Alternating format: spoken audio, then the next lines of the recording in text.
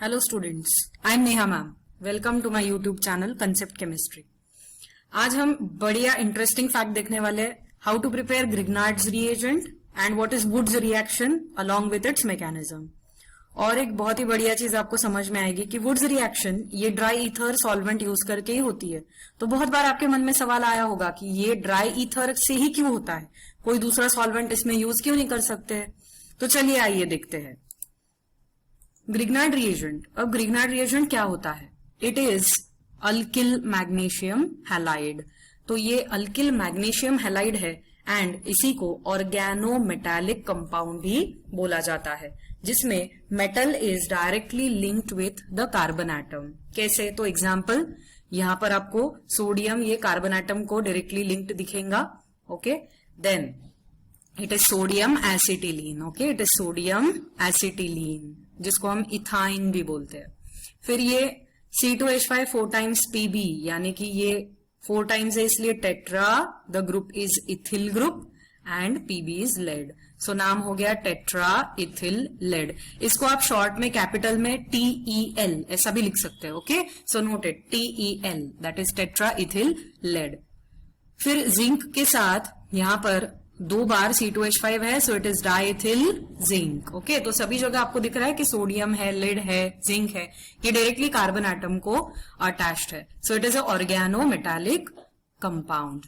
Now alkyl या फिर aryl magnesium halide, जैसे कि अल्किल मैग्नीशियम हैलाइड मतलब RMgX एंड अराइल मतलब एरोमेटिक का ArMgX। तो ये होता है हमारा ग्रिग्नार्ड रिएजेंट।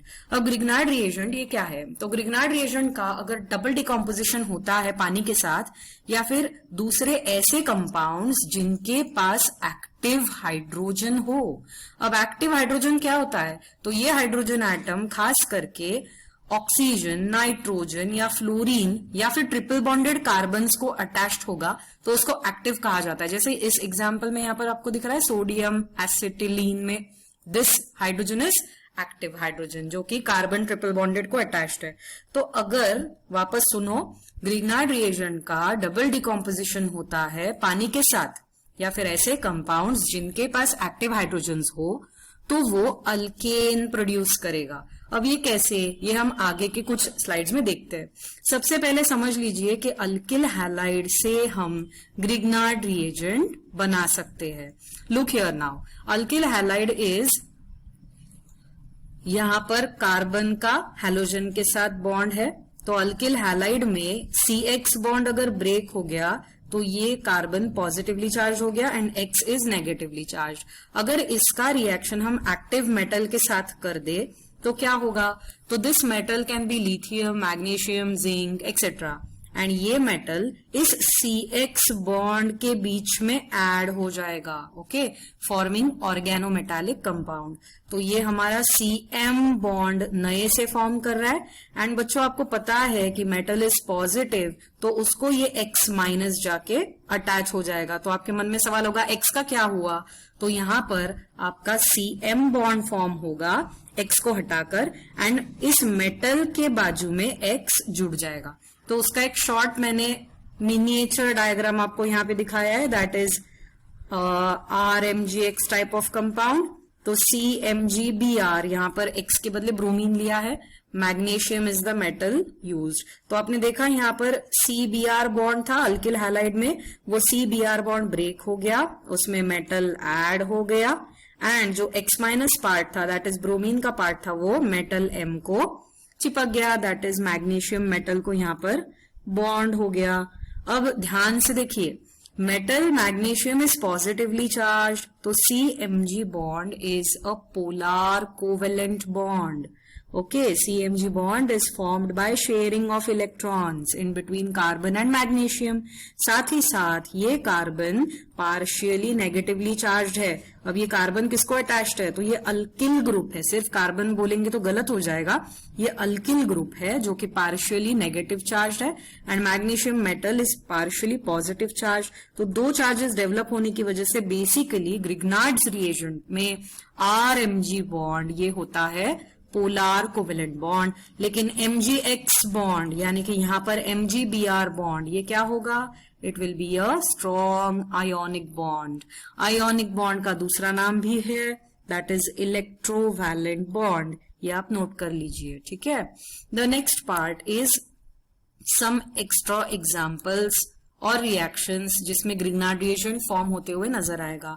तो अगर हमने इथिल ब्रोमाइड लिया and magnesium in presence of dry ether reaction कर दी, तो यहाँ इथिल मैग्नीशियम ब्रोमाइड मिल गया.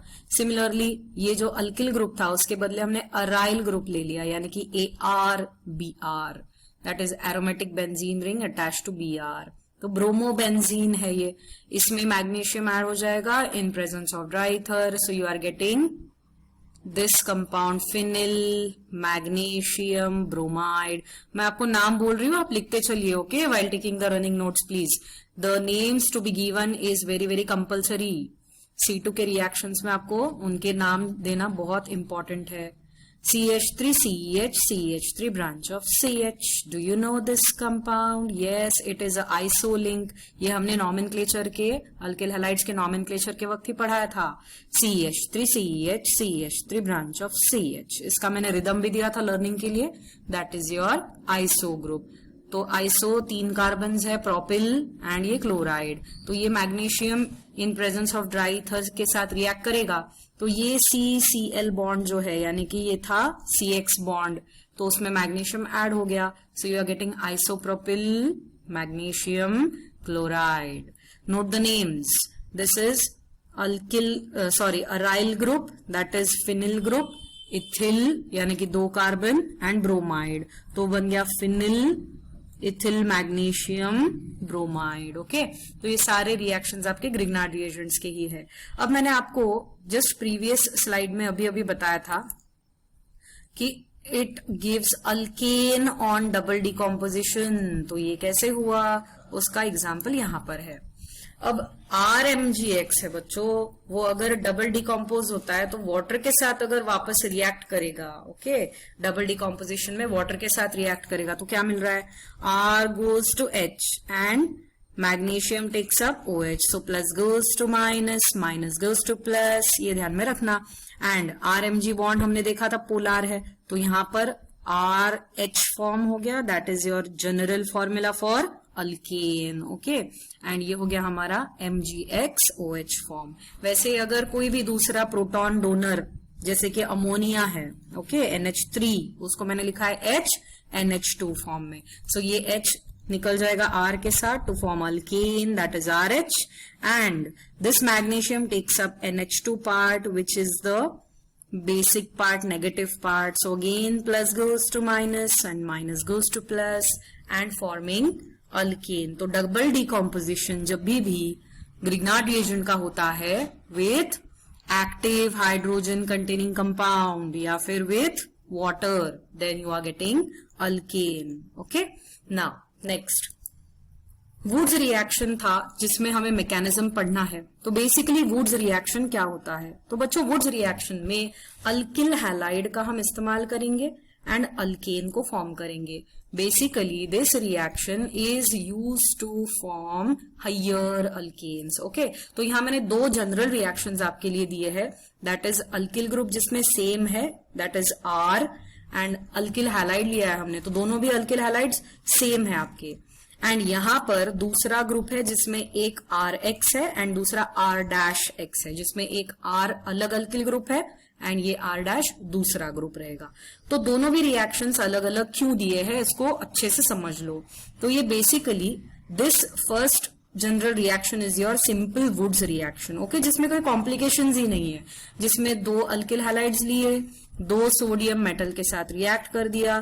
Surely the reaction is in presence of dry ether as a solvent. तो आप एरो पे ड्राई ईथर लिख सकते हो and you are getting RR and NaX बाहर निकल जाएगा. तो सोडियम हैलाइड आपको मिल रहा है एज अ सॉल्ट. ओके, तो ये रिएक्शन के यहां पर मैंने एग्जांपल्स दिए हैं, जैसे कि CH3 this C2H5X reacts with sodium metal plus C2H5X. तो इस एग्जाम्पल में, थर्ड वाले एग्जाम्पल में आपको क्या दिखेगा, यहाँ पर दोनों भी अल्किल ग्रुप्स सेम है, तो दोनों जुड़ जाएंगे, that is C2H5 C2H5. So you are getting butane, that is C4H10 and 2 NaX बाहर आ गए। तो 2 moles of Na to be used is very important and arrow पे आप क्या लिखोगे? In presence of dry ether. Okay, then moving on towards the another example that is जिसमें alkyl groups different है।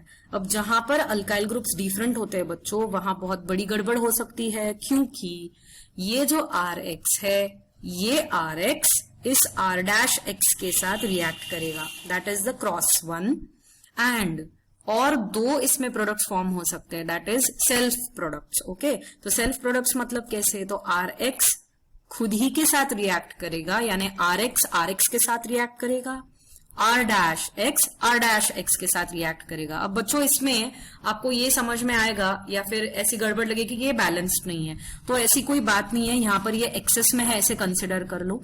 And 2 NaX is removed, okay, in presence of dry ether. Now this RX react with RX itself, इसलिए RR by product में मिल गए। फिर R'(X) ये भी खुद के साथ ही रिएक्ट करेगा, तो R' मिल गया। एंड मैंने आपको बोला क्रॉस भी रिएक्शन होगा, यानी कि RX R'(X) के साथ रिएक्ट करेगा। समझ में आया? इसलिए आपको R' मिला। सभी जगह X ये नेगेटिव पार्ट है, वो मेटल जो कि पॉजिटिव होता है सोडियम के साथ निकल जाएगा। Okay, so this is the different type when your alkyl groups are different. Okay, so for example CH3X react with C2H5X and 2 sodium metal, यानी methyl halide reacts with ethyl halide। तो यहाँ क्या होगा? Methyl halide खुद के साथ ही react करेगा, तो CH3 मिलेगा, यानी कि इथेन, तो ये यहाँ आ गया। फिर C2H5X में this react with itself again, तो आपको मिलेगा C4H10, तो ये यहाँ पर आ गया C2H5।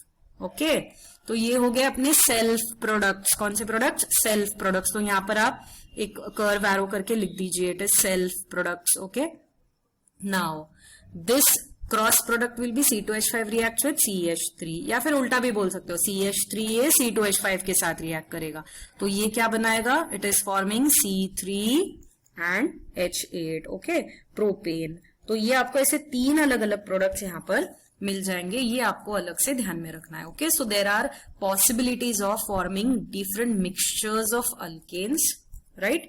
एंड इसमें कैसे कैसे स्टेप्स इन्वॉल्व है ये इसमें बताया। देखिए CH3 रिएक्ट विथ C2H5, तो ये प्रोपेन मिला। फिर CH3 ये CH3 के साथ ही रिएक्ट करेगा, तो CH3 ये CH3 के साथ ही रिएक्ट करेगा, तो आपको बराबर मीथेन रिएक्ट विथ मीथेन, तो इथेन मिल गया। एंड 2 मिथाइल ग्रुप्स कंबाइन हो गए, एंड C2H5 के साथ। सो यहाँ मैंने तीनों भी जो पॉसिबिलिटीज प्रोडक्ट्स के लाए हैं उसको 3 अलग अलग स्टेप्स में आपको दिखाने की कोशिश की है, ताकि आपको उसका मैकेनिज्म समझ में आए। बच्चों ध्यान में रखना कि वुड्स रिएक्शन ये Friedel Crafts mechanism free radical mechanism से काम करता है। किससे? Free radical mechanism. Radicals are very very reactive species, unstable and short lived. तो फ्री रेडिकल मैकेनिज्म से सारा वुड्स रिएक्शन हमारा काम करेगा। और एक बहुत इंपॉर्टेंट चीज, अल्केन्स का जो सिंथेसिस आप करने वाले हो उसमें अगर ऑड नंबर ऑफ कार्बन आते हैं तो उसके लिए वुड्स रिएक्शन बिल्कुल भी इस्तेमाल नहीं होगा। That means Wood's reaction is not suitable for synthesis of alkanes having odd number of carbon atoms. So this is the point to be noted, point to be remembered. अगर हम would reaction में जो sodium metal इस्तेमाल करते हैं बच्चों, उसके बदले हमने जिंक का इस्तेमाल किया। किसका? जिंक मेटल का। तो इसी वुड्स रिएक्शन का नाम बदल के हो जाएगा फ्रैंकलैंड मेथड। कौन सी method? Frankland method. So Wurtz reaction will be called as Frankland method whenever we replace sodium and put or use zinc metal in place of sodium. समझ गए सभी लोग? Very good. अब हम आते हैं इस पड़ाव पे कि मैंने शुरू में ही आपको बताया था कि बहुत बार आपको ऐसा लगेगा कि वुड्स रिएक्शन में हम ड्राई ईथर सॉल्वेंट ही क्यों इस्तेमाल करते हैं। तो ड्राई ईथर इसीलिए यूज करेंगे बच्चों बिकॉज हमें पता है कि वुड्स रिएक्शन का जो सोडियम मेटल है ये बहुत ही रिएक्टिव होता है, एंड अगर हमारा सोडियम मेटल डाले हुए रिएक्शन के सॉल्वेंट के साथ ही रिएक्ट कर देगा तो हमारी रिएक्शन खराब हो जाएगी। उसमें रिएक्शन के प्रोडक्ट्स डिस्टर्ब हो जाएंगे, पूरी रिएक्शन का मैकेनिज्म ही गड़बड़ हो जाएगा। इसीलिए हम कोई ऐसा सॉल्वेंट इस्तेमाल करेंगे जिसके साथ सोडियम मेटल की रिएक्शन ना हो, सिंपल। इसीलिए ड्राई ईथर हम इस सॉल्वेंट को चॉइस करके ये रिएक्शन चलाते हैं, क्योंकि सोडियम मेटल ये ड्राई ईथर के साथ इनर्ट बिहेवियर दिखाता है। इनर्ट का मतलब non reactive, chemically non reactive. More over, अगर we do not use dry ether, okay, then sodium will react with water directly to form oxides and hydroxides। यानी कि dry ether हमने use नहीं किया है, उसके बदले suppose easily available water use कर दिया, तो पानी के साथ सोडियम ये ऑक्साइड्स, हाइड्रोक्साइड, सॉल्ट्स बना सकता है, जिसकी वजह से भी रिएक्शन डिस्टर्ब हो सकती है। मोर ओवर, ड्राई ईथर ये बहुत ही अच्छा नॉन पोलार सॉल्वेंट है एंड अप्रोटिक सॉल्वेंट है। पोलार का ऑपोजिट नॉन पोलार है। पोलार मतलब जिसमें दो पोल्स, दो चार्जेस डेवलप होते हैं, एक पार्शियल पॉजिटिव, एक पार्शियल नेगेटिव। तो ये नॉन पोलार वाला है जिसमें चार्जेस डेवलप नहीं है, इसीलिए it is inert. And aprotic मतलब, what do you mean by protic solvent? जो प्रोटॉन डोनेट कर सकता है, ओके। एंड अप्रोटिक मतलब जो नहीं कर सकता, right? So the mechanism of this reaction involves free radicals and allowing the possibility of different side reactions, जिसमें अल्कीन्स भी मिल सकते हैं। तो आपको ऐसा भी हो सकता है कि फ्री रेडिकल मैकेनिज्म में साइड प्रोडक्ट्स में अल्कीन्स मिले। एंड रिमेंबर दैट अगर हमने वुड्स रिएक्शन में अल्किल हैलाइड्स का इस्तेमाल किया है एंड इसके बदले अराइल हैलाइड्स भी हम इस्तेमाल कर ले, तो ये Wurtz reaction would be called as Wurtz Fittig reaction, okay. ध्यान से सुनो, वुड्स रिएक्शन में हमने RX या फिर R' का इस्तेमाल किया है, दैट इज अल्किल हैलाइड्स। अगर हमने इसी के साथ अराइल हैलाइड्स यूज कर दिए, यानी कि RX reacts with ARX in presence of 2Na, then the same Wurtz reaction का नाम हो जाएगा वुड्स फिटिग रिएक्शन, ओके।